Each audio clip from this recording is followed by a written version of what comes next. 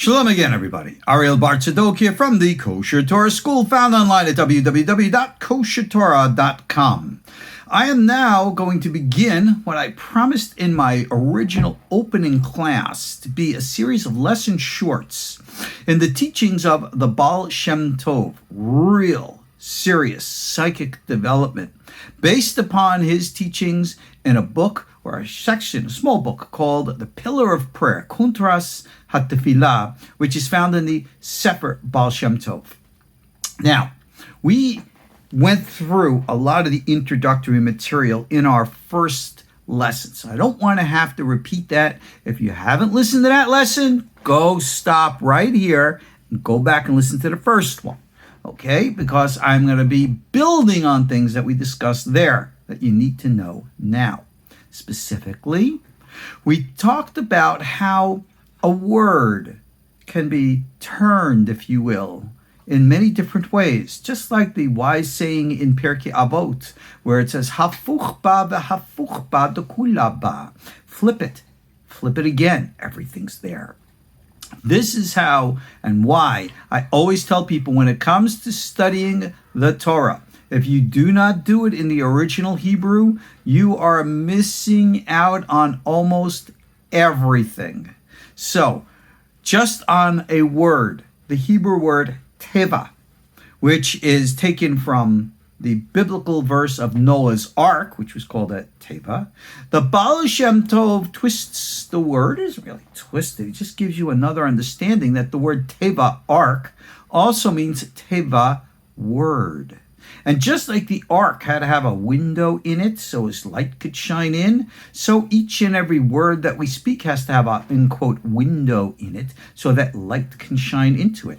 This is the secret of what we call today psychic development. Now remember this. You're not going to hear words like psychic development in Judaic literature. Why? Because no one talks like that. We have a different set of vocabulary. When we refer to psychic development, we refer to them by the religious or Torah or Jewish or Hebrew words, which are nevuah, prophecy, and Ruah HaKodesh, divine inspiration. They are one and the same. So let's get really deep and go into the rationalist Maimonides in his Guide to the Perplexed in section 2, in which he outlines the grades of prophecy. And he says prophecy is a natural development of the evolving or evolved rational human intellectual mind. And he understood very well psychic development, but he referred to it by our old Torah word, nevuah, prophecy. That's expected, or Ruah HaKodesh. People always mistake and think that prophecy is talking with God and God telling you what to do. Kind of like what we unfortunately mistakenly see in movies and television, where all of a sudden the prophet, male or female, is just minding their own business, walking down the street, and all of a sudden thunder in the sky. And then the Lord speaks and says, I am the Lord. You know what? Maybe it's time that we really turned off the movies and the TV to try to get a little semblance of reality. That's not how it works. Psychic development is not some thunder and lightning experience on the outside. It's like what Eliyahu HaNavi referred to, Elijah the prophet in the book of Kings referred to as the kol dimamadaka, the small still voice which arises from within. So, the Ba'al Shem Tov knew this. Remember why he was called a Ba'al Shem Tov? And we talked about those who make such accomplishments by being a master of the good name. What is a name? Do you really think it's magic? Like I said in the earlier class, you want to know specific names and their vowels? I have a 10-hour course on it. All for you. Go ahead and take the course. Knock yourself out. Recite all the names that you want until you're blue in the face. And the only thing you will get is blue in the face. Names as mere sounds are nothing. Just like a car without gasoline in the engine goes nowhere. That is the meaning of the Ba'al Shem Tov's interpretation of the verse that says, you shall put a window in the ark. You shall also put light, a source of light, in your words. And the ark is said to be built at 3 levels. At the top level, middle level, and bottom level. We don't have to go into the pshat or the historical reality of what the ark was like, and etc. and so on. They really do believe that they found that ark, the real ark, mind you, remnants of it on Mount Ariel, the real one. And it's been completely sealed off for decades. They know a lot that they don't tell us. But that's the history. Now let's get into the underlying psychic stuff. When we're dealing with the Torah, like I said in the earlier class, 70 Faces of Torah, you can come to any word and you look at it, and it's going to be seen in one way by this person, and it's going to be seen in a completely different way by another person. Sometimes those views are complementary. Sometimes they are opposites. But this is the basic of the foundation that we teach in Kabbalah, that to every thesis, there is an antithesis, which requires there to be a synthesis in the middle.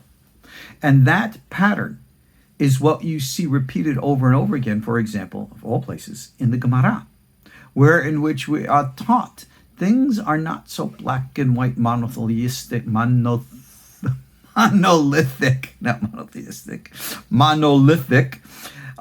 are not so black and white and simple.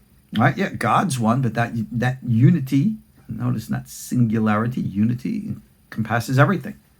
So within everything, there are always multiple shades. And this is what we seek to discover and then recognize the underlying unity within them all. So based upon the concept of the ark having 3 stories in it, the Ba'al Shem Tov here in Amud HaTefilah elaborated and said that there are 3 levels to have, if you will, light in your words. And he referred to these 3 levels as Olamot, Neshamot, and Elohut, or Olamot, worlds, Neshamot, souls, Elohut, divinity. And we had already digressed. We'd explained about that. We said that the divinity is the divine presence of God, what we call the Shekhinah. That's the vibrating life force of everything. It materializes and emanates in sentient, conscious beings, who are the souls, who themselves are encased in and wrapped in bodies, which are the, in quote, worlds. Okay, that makes sense, right? You want to have the divine contact. You want to be one with the universe, cosmic consciousness, divine consciousness, what we would call in our Torah tradition, the Yehud of the Kriyat Shema. All right? You understand this. It's part of your awareness, light, not just metaphorically, but reality. It permeates your mind. It motivates you. It fills you. You are one with the force, if you will. Then you materialize that in the forms of your body and your life. Now, there is a little more of an understanding of this that I'm going to introduce you to. Alongside the Amud HaTefilah, the book of the Ba'al Shem Tov here, inside the text, there is this really cool commentary. It's called Mekor Hayim Hayim, the source of the water of life. Water of life is an interesting topic in and of itself. For those of you who are familiar with the Dune universe of Frank Herbert, they always speak of the spice melange and the waters of life, the secrets, etc., and so on. Well, that obviously is a novellic form, believe it or not, of something that's very real. Because whether Frank Herbert knew it or not, when he is writing and his imagination is flowing and all these ideas are popping into his head to put it into his story, where do you think those ideas come from? He, like everyone else, taps into something deeper, something archetypal, something universal, and extracts from the great beyond, from the world of the Neshamot, possibly from the Elohut, and draws it into a form which becomes materialized for us. Carl Jung would have referred to these as archetypes. But this is how Nikola Tesla made his inventions. This is how artists like Leonardo da Vinci were able to create the wonders that they did. And this is how all great authors, great thinkers, great artists, great musicians, and of course great scientists all bring materialization. It's rather humorous, but the very fact of human creativity absolutely contradicts and proves wrong the secularity and the atheism that is so predominant today in certain scientific circles, who want to not believe in or completely dismiss that higher cosmic reality, which is the source of all their revelations and insights. It's kind of like shooting yourself in the head for thinking, but what could I say? Moving on. I want to introduce you to one of the commentaries that this Mekor Hayim Hayim commentary brings down. Remember this Mekor Hayim commentary. You try saying it 3 times fast. See if you can do it. Toy boat, toy boat, toy boat, right? She makes a proper cup of coffee in a cup of coffee pot. Yeah, let's see you do that one. Anyway, so the Mekor Hayim commentary is a collection of many of the other Hasidic teachers who have taught. One of them is one of the deepest Kabbalistic thinkers of the last few hundred years. And these are the rabbis of the school of Komarno. The Komarno Rebbe. Most of you haven't heard of him or them because they're not as popular as the popular schools today, Lubavitch and of course Breslov. But the Komarno are the real deep Kabbalists. When the Hechel Baracha, which is the name of his commentary to the Torah, when he wrote stuff, you go, whoa, this guy's pretty deep. But he wrote numerous times, numerous things about what the Ba'al Shem Tov teaches here in the Amud HaTefilah. And our compiler, the Mekor Hayim commentary, brings down a number of his teachings. One of them I want to share with you now. He quotes here from the Otzar Haim, from Parshat Naso. He brings down here, what's that page? I got to see with my bad eyes here. 28b.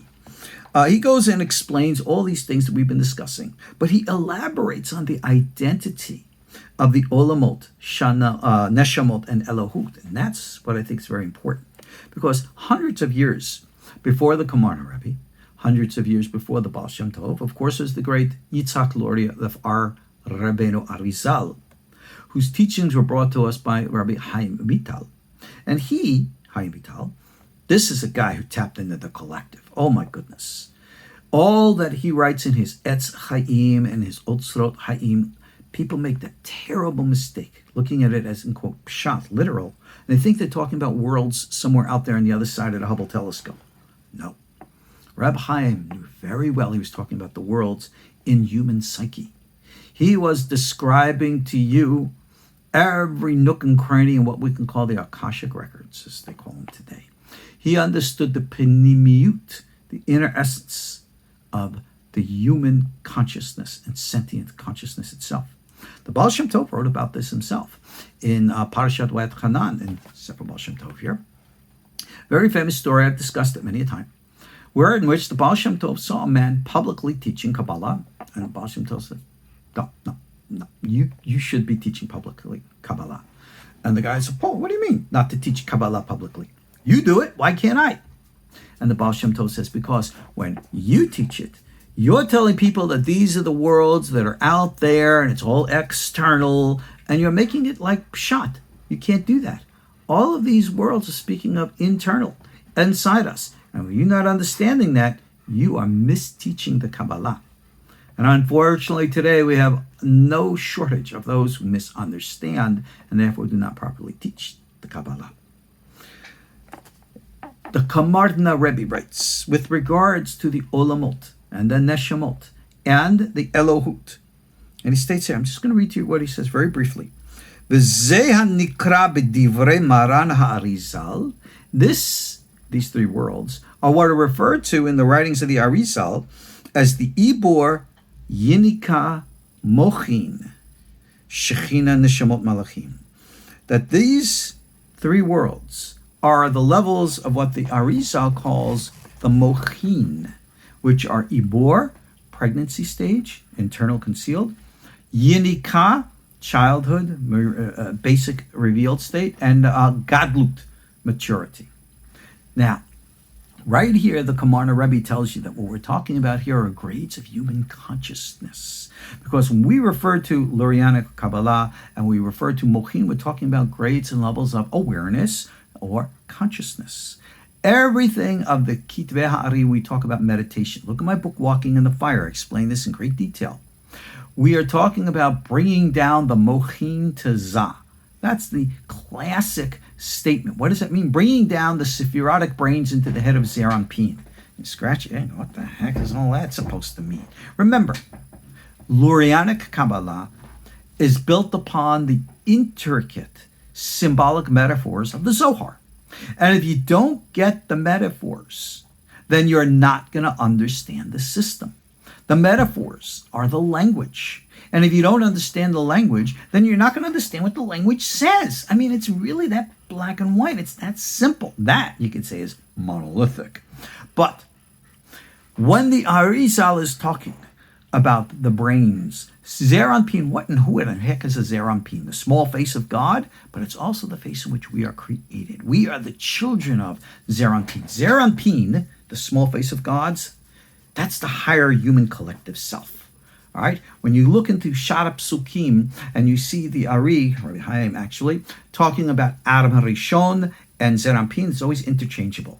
If you look into my Etz Chaim classes, I have that 40, 50 classes, I forget how many already. The whole big thing, I have all these classes from the Shara Psukim available for you.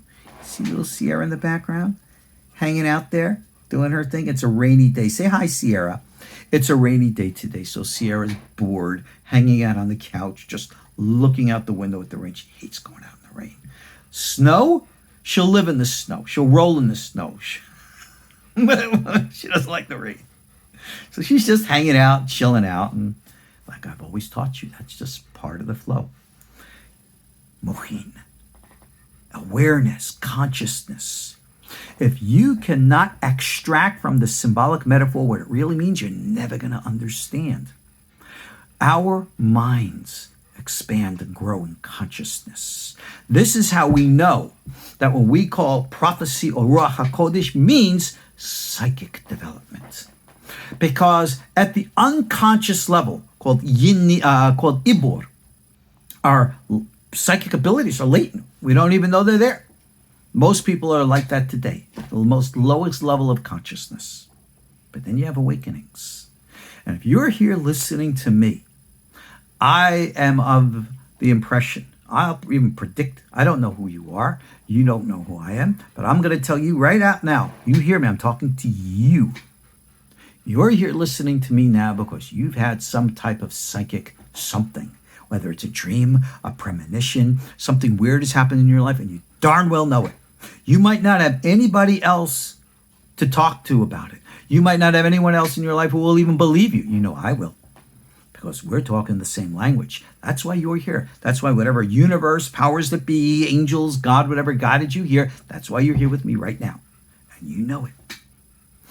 That is your awakening.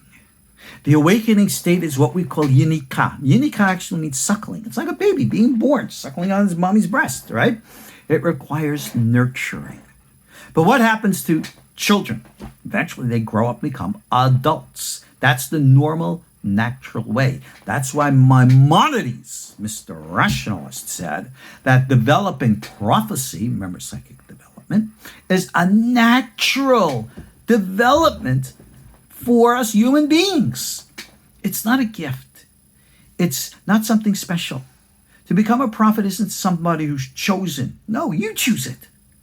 We can have that accomplishment. We can acquire this evolution of human consciousness and grow as individuals, becoming aware of the cosmic reality which binds and unites us, and recognize the great teachings of our Torah. Malo kol haaretz kavodo. The whole world is full of God's glory, and Hashem Elokeinu, Hashem Echad. Not the Lord Yahweh, the guy with the long white beard who sits on a throne and throws lightning bolts. No, that's Zeus. You got it, the wrong God. All right? No. Experience of the universe, the reality of the universe, the sentient consciousness of the universe, singular reality, in which everything is combined as a whole. You and I are part of that whole. And if you can't see it, then you need to expand consciousness until you can experience it. And that's what our KosherTorah school is here to provide for you. Stay tuned to our future lessons. Look at the courses that I offer on the KosherTorah school. And if you like this video, please check, like, subscribe to our YouTube channel, and all the rest of that business stuff that I never bother to deal with. Why? Because I'm a rabbi, I'm not a businessman. Real way. All right, guys, I'll see you all in our next class. God bless. Shalom.